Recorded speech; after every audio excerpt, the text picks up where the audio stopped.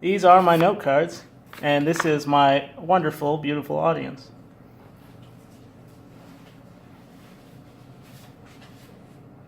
I am Francesco Sanfilippo, and my major is finance and investing. I grew up poor and as one child of five, and I know what it's like to struggle financially and not have a lot of resources. This drove my foray into the financial investing world. So I believe that we were never taught in detail how to save for retirement. We're told, go to college, work hard, retire. The American dream, but we're never informed about how to actually make the right choices to do that. So I believe that the tactics and knowledge of proper investing is all that separates us between our goals and financial retirement. An average saving account actually costs you money when you put your money in due to inflation. So the average savings account pays you around 0.4 to 1%, and the average inflation rate is 2.4 to 3% a year, so you're actually losing money every year. And you're losing purchasing power. Your $1 that you put in, your $100 that you put in, doesn't actually buy $100 worth of goods, even though it's still $100 at the end of the year. You also lose the opportunity to make money. You lose compound interest if you were investing instead of saving that money in the savings account. You lose the opportunity to make more money.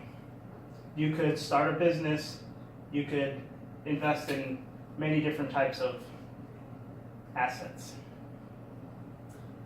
And an interesting fact I found upon my research is most Americans do not have $1,000 to cover emergency expenses. And that's from PBS.org. So banks borrow your money for less than the actual value, and then they loan it back to you at a higher percent. The average car loan rate, 5-6%. I know some people paying 12-13% for a car loan. And that's the same money that you're loaning the bank at 1% interest. And even less if you have it in a checking account. Mortgage rates, I pay on my mortgage between 4 to 4.5%. Some people pay higher. Some people pay as low as 3.25. But either way, you're still losing money based on that money that you're giving the bank at 1% interest. And my favorite quote is from Robert Kiyosaki, and it's "Become the Bank." He's one of my favorite financial authors, and he really motivated me to become more informed in financial dealings. So let's talk about ways to become the bank.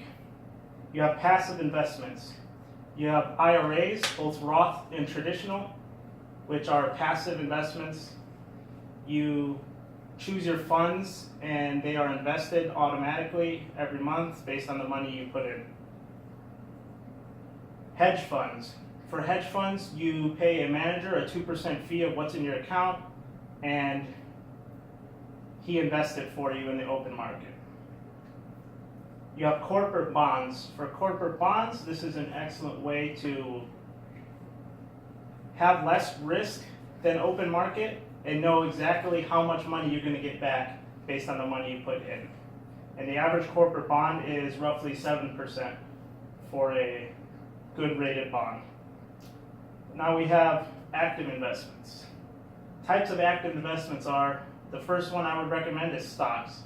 For stocks, you have to do your own research into your different companies. I would say pick a market and then research different companies in that market, and then based on that, make your decision on which stocks you would like to buy and which stocks you may buy in the future.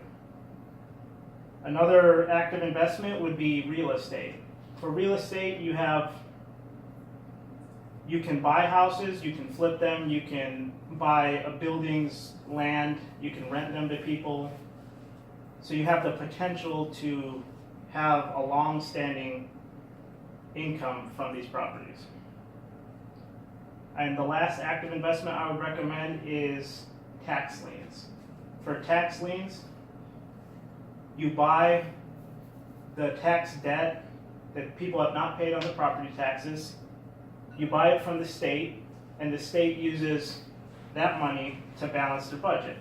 So now you own the rights to these people's property tax that the state used to have.